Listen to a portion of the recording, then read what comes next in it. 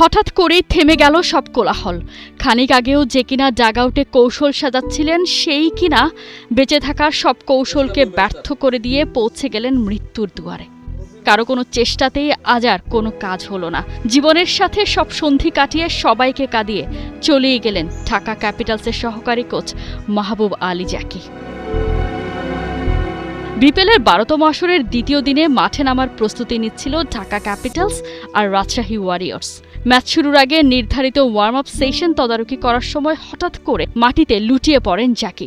Heart attack আঁচ করতে পেরে দলের ফিজিও সিপিআর দিতে শুরু করেন, তাতে সাড়াও দেন তিনি। এরপরই দ্রুত হাসপাতালে নেওয়া হয় ঢাকার সহকারী কোচকে।